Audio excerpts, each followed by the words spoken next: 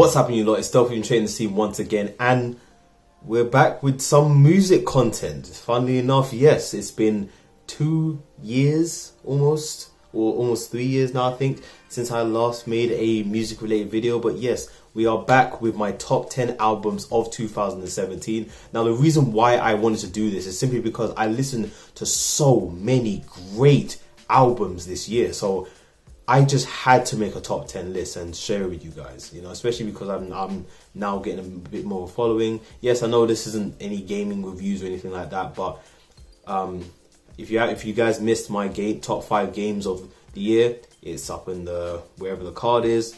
You'll see that when you if you want to go for my top 5 games. But these are my top 10 albums, and I hate to say this, but I have to. This is my list. It's subjective. It's biased. A lot of you ain't gonna agree, either not gonna agree or wonder why the hell some of these albums are on this list. But just remember, it's my top 10 list, not your top 10 list. So what I want you guys to do is put your top 10 list down below in the comments and let me know, because I'm interested in what you guys have been listening to throughout the year, and it could be anything. So with that said, let's get into it with my number 10 pick. You kiss me, you wish me to see what happens next. For a moment, I can forget what happened in my head. If I doubt you, will you come through? A happy second chance, a happy ending. But this time you don't leave me sinking.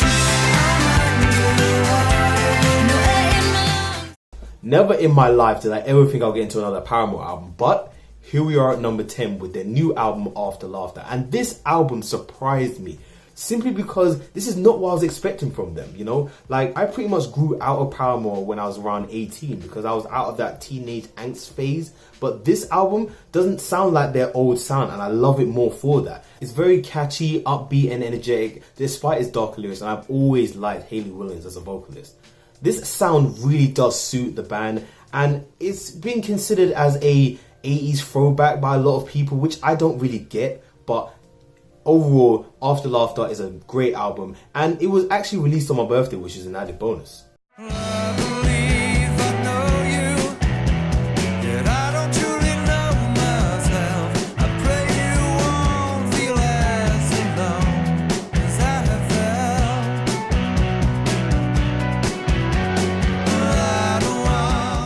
Coming in at number 9, we have Villains by Queens of the Stone Age. Now, Queens of the Stone Age is a band that I've known for a long time, but I've never checked out their music. Well, until this album. And this is why you must always listen to your gut, because my gut was telling me to just check out this album. Plenty of times I saw it around on Spotify or other people's YouTube reviews and stuff like that, and I just thought, and my gut was just telling me, listen to this because you're gonna like this. And now it's now one of my favorite albums of the year. You know, Queens of Stone Age has become part of the rock resurgence that I had this year, because I was completely lacking in rock music for a long time and I was missing it. But this album is just filled to the brim with hard rocking jams, man. Like Fortress, The Evil Has Landed, and The Way You Used to Do. Every song has entered my head at some point in time. What in the world are you looking for? Can a young man get money on tour? Live in Brooklyn, buildings pre-war with a name that don't make you think a C4. High ceiling apartments, no ceiling on my living, I ain't giving up options. Leveled out a limit is the mission accomplished. Don't expect to... I will never understand the current state of mainstream rap when albums like this just get put under the radar.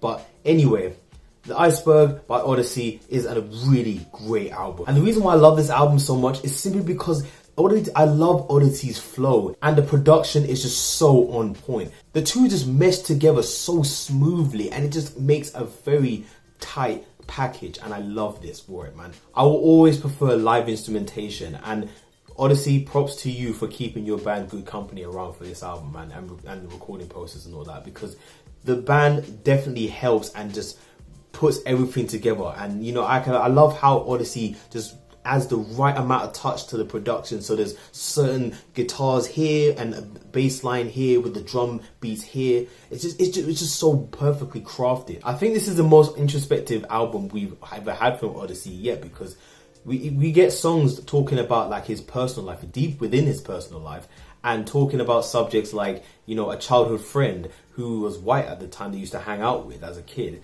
and his friend's dad got laid off from his job, and as a result, he blamed his immigrant parents for losing his job. And because of that, he took him. He was no longer allowed to hang out with that friend, and that friend ended up growing up with a more racist mentality, and he ended up becoming a racist police officer as well. It's such a powerful song, but at the same time, you get songs that are more positive and talk about more positive things, like Want to Be and NNGE, for example. Like, this is an album where if you want feel good rap music that also has songs with messages, look no further than this album right here. Dream with a fever, bet you wish you could touch our rush. But what will we do when we're so? These are the games of the weekend. We pretend that we just don't care, but we care. Do what we're so. Melodrama by Lord. Now, again, this is another gut feeling that I had, that I just knew I was going to like this album, especially as I saw a bit of a sign, meaning I saw a sign for her album before it came out on a train station once, and it just peaked in my head that, she was coming out with a new album, and I've never checked her out before, but something just told me that I was going to like this album. Most likely because I like the look of her album cover. It's definitely become one of my favorite album covers, but I wanted to check out the album, and I just loved it, man. This is just so much like relatable topics on that one. She dealt with a breakup during this album, and she definitely let her heart out and put it on her sleeve, tell her how she feels and stuff. And there are some beautiful tracks on here. There are tracks where she's just going partying and stuff like that. But at the same time, it's just a really great album, man. And I keep coming back to this every single time. There's just so many good songs on here, like Perfect Places, Sober is my shit, Green Light, Homemade Dynamite. Oh my gosh, this is just an incredibly sound album, man. And I'm so glad that she took the time to, she even went out back to New Zealand, just out of the public eye, just so she can work on it, man. That just showed dedication. Her and Jack Antonoff were basically with each other the whole time during the recording process, and it definitely shows just the amount of effort that she put into this. This is an incredible piece of work, and I'm so glad that Lord did that. And I must check out Pure Heroin, her last album now, because this is fucking sick. That's the reason why you're probably here anyway. Don't fret, you can play that bullshit any day, but I'm just saying it's a whole catalog of analog, the warmest sounds you ever saw past the aux port.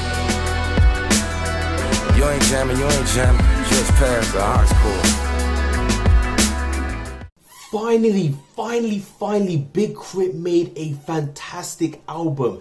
And I just knew he had the potential in him, man. Because I've heard from so many people about, everyone praising his mixtapes and everything, saying that, oh, those are his best projects. And I'm like, I'm not much of a mixtape person, so I don't really care about mixtapes. I care about the albums. And from what I've heard so far from his previous albums, Live from Underground was okay, Cadillactica was okay, but nothing really struck out to me because, it was just boggling me as well, because his features are absolutely incredible. He was good on The Life of Kings by Fonte. He was good on the Make My by The Roots and Mayday by Lecrae. Even One Train by A$AP Rocky. He absolutely snapped on that. But in terms of his solo releases, I'm just like, what the hell's going on? And then this album came out. Forever Is a Mighty Long Time. Fuck me. And I was scared as well, because this is a double album. And I normally do not like double albums. Why? Because there are most likely going to be some filler tracks or songs that just drag as a result. But nope, this album, none. Absolutely none. Well, except maybe 1999. But other than that, this is an incredible album. This one is just straight bangers, man. Oh my gosh, I absolutely love this. This bass heavy, just jumpy tracks, and I absolutely love that. T.I., a rapper that I normally do not listen to, absolutely snaps on this. CeeLo Green, someone who I didn't know rapped, snapped on this. And just the rest of the stuff on this one is just so good. Apart from 1999, that's the only song I didn't really care about. But the rest of the tracks on here, man, I couldn't stop. All those songs are in my head, and I just kept going back to this one. And this too is the more introspective side. So basically, this one is Big Crit as the artist, and this too is Big Crit as the person, and this is where we get the more introspective style, and you hear him talking about dealing with depression, the price of fame, and also talking about subjects about, you know, leaving his hometown to LA, and, you know, a lot of some people that he knew felt betrayed because he left his hometown, and he talks on subjects like that. I mean, this is exactly what I wanted from Big Crit in such a long time, man, and I'm so glad that he finally made an album that matches the quality of his raps, man. And I'm just so happy that he did this, and it only took him to be independent to do that. All I can say is Big Crit did an absolutely phenomenal job with this album, and I cannot wait for what he comes up with next. I am really anticipating it, but at the same time, definitely hold off for a bit. You know, let this album settle, and I'm really looking forward to what you do next.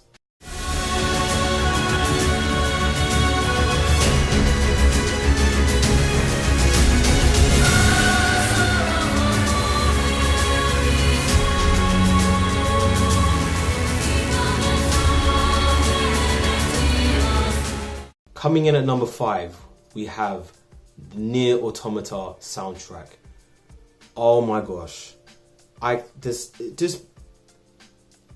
actually just at a loss for words just because of how good this soundtrack really is, man. There's just so many. It's just blood pumping. It's energetic. It's just the orchestral arrangements. It's just crazy. I flipping cannot get enough of this soundtrack. I remember when I first listened to just a few songs from the game, and I was just like, what the hell is this? How do I like this much, man? But I can tell you it's because it's just so beautifully crafted. There's just so many instruments that are included, you know, orchestra, the vocals, even though it's in a made up language, it's just absolutely incredible, man. And again, this, like I said in my review of Nier Automata, the soundtrack is what made me interested in the game in the first place. And when I checked out the game, it ended up being one of my favorite games of the year. Kaiichi Okabe, and I know for a fact that I'm butchering his name, but he did an absolutely phenomenal job composing this soundtrack, man. Seriously. Fair trials, they don't exist, my friend. Only a circus in my mind. Judgment's gone and there's no love again, but it's my way till the end of time. Coming in at number 4, we have Truth is a Beautiful Thing by London Grammar. Now, London Grammar, just like with Lord, I kind of basically found on Spotify when I was skimming through at work, and you know, that name really just stuck to me, London Grammar. So, and I just thought, let me check out a song by them. You know, so I checked out Held to the Liars, and I thought to myself, first of all, I was like, oh, this is a really nice voice I'm hearing. And then I heard an orchestra at the end, and I'm just like, and the instrumentation, I'm just like, okay, I think I need to check out this album. And man, when I did, I just couldn't get enough of it. But at the same time, something wasn't clicking for me. Like, there was, I don't know what it was, but it's just something that wasn't there, something that I just wasn't seeing. But then I played one of the songs when I was driving one day, and it was raining, and then it just clicked afterwards. This sounds absolutely perfect in the rain, and afterwards, like, I appreciated the album so much more, and I loved it so much more for that. Hannah Reid is an absolutely fantastic vocalist, and she gets compared a lot to Florence Welch from Florence and the Machine, which I can kind of see, but at the same time, she has a much bigger vocal range than Florence Welch. I mean, Hannah Reid can do low notes and she can go high. Like Florence Welch, she kind of has a limited vocal range, which is why I don't see that much of a comparison, if I'm perfectly honest. But overall, the instrumentation is just so on point. Leave the War with Me. I cannot recall how many times I put that song on this year. I've lost complete count. The rest of the album is just such a joy to listen to, man, and I absolutely love it, man. I cannot wait for any more of their music. I already checked out their debut album as well, If You Will, which is also good, but I definitely like Truth is a Beautiful Thing a lot more. Say what he needs, quick honey. Pass me one more sleeping pill. Say what you mean, explain it to me, 'cause I'm lost, looking for love, with my eyes blindfolded. But what good does regret do when I'm still... At At number 3, we have Love You Really by Ellie Ingram, a UK artist that is so underrated. It is crazy how she's basically unknown. And I have absolutely no reason for why that is. But first of all, before we discuss the album, what is up with that face? And I know that's exactly what kind of drew me into the album, because I was just like, it was just so distracting. But you know, when I checked out the album, it just drew me in even more, because I love just the amount of variety here. You know, we got like just a mixture of R&B, soul with some jazz influences in there as well, and the songs are just so catchy. And every time, I remember the very first time I listened to this album, I was dancing to practically every track that came on. Wild West, dance to that. Getaway, dance to that. Sweet and Sour, dance to that. Sleeping Pill, dance to that. You know, Table for Two, dance for that. It's such a feel good album. And what I love about it so much more is the fact that, you know, she started off really well and then ended it really well, you know, and it's funny as well, because she's just, for the most part, she's just talking about her relationship with her boyfriend. But it's just, there's so much catchy songs on here that I just had to put it on the list. Overall, Ellie Ingram is an absolutely fantastic boy. I know she's coming to play here sometime this year, but I don't know when. But I would really like to see her, but because of this album is just so good, I had to check this out, and I'm so glad I did, man.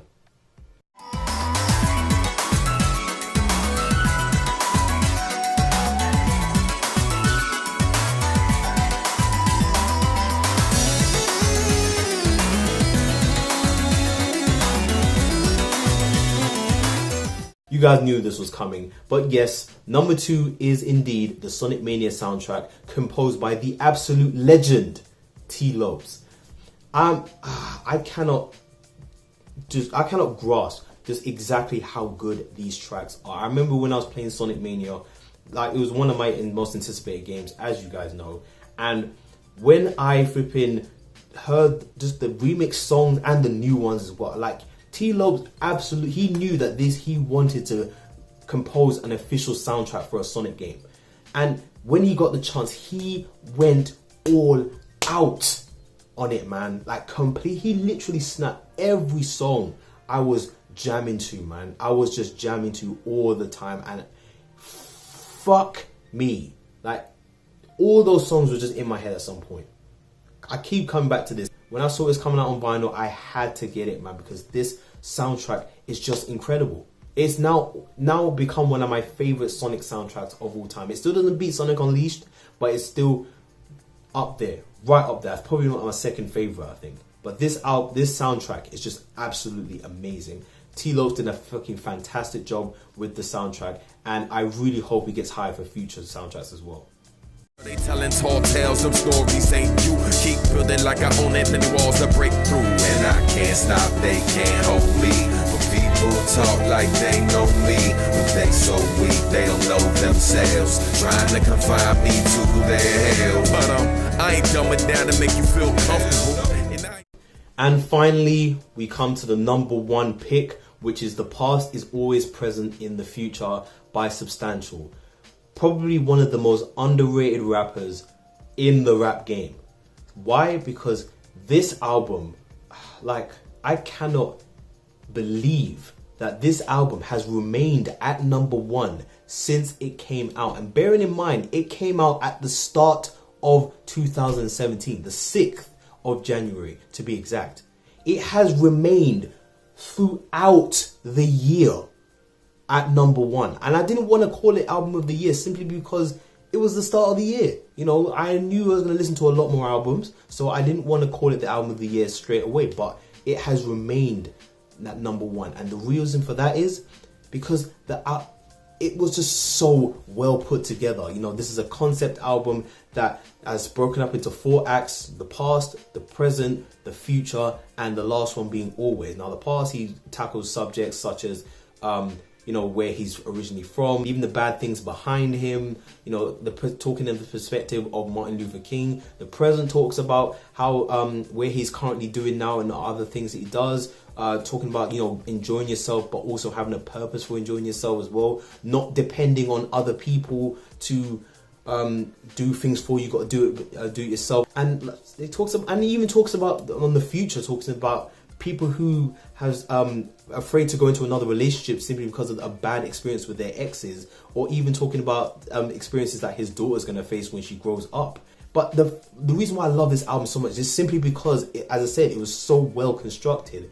And, you know, he talks about such a variety of topics, and it helps that the production is just so well put together. He worked with so many different producers that he has been working with a lot for a while now. And you can tell that he has so much chemistry with the producers that he chose for this album. And I cannot explain.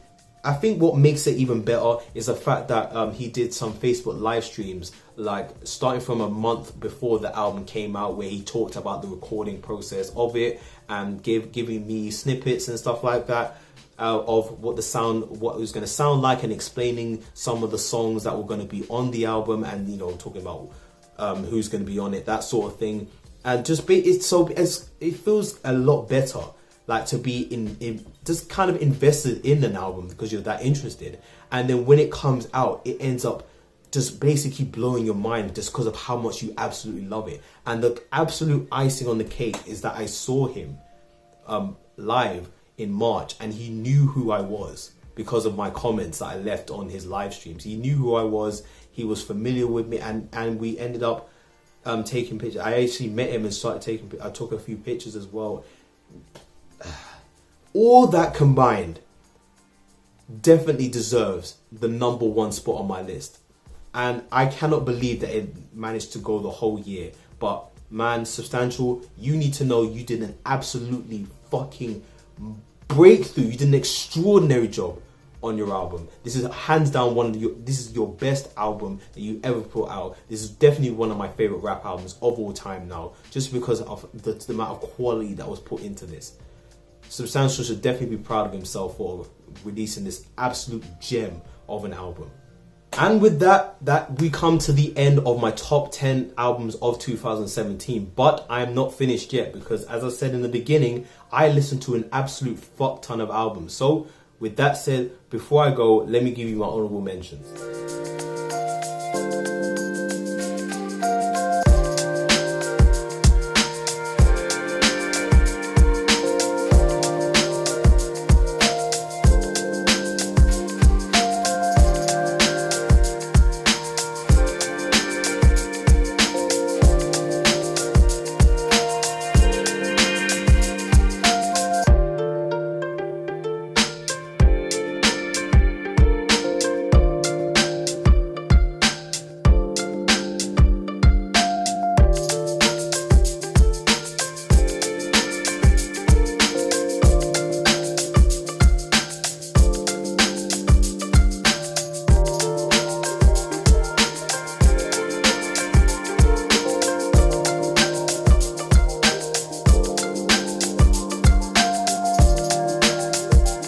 And with that concludes the top 10 albums of 2017. Yes, I know it's slightly different and kind of weird going back into music related content for any of the OG subscribers that I have. But yes, it felt good to do this because, as I said, I listen to so much music, so I just had to do a top 10 list of albums. And while I'm on the subject, I will be making a new series for the channel. What will that be exactly? Well, you're going to have to wait and find out for that one. But with that said, until next time, this is Stealth signing out.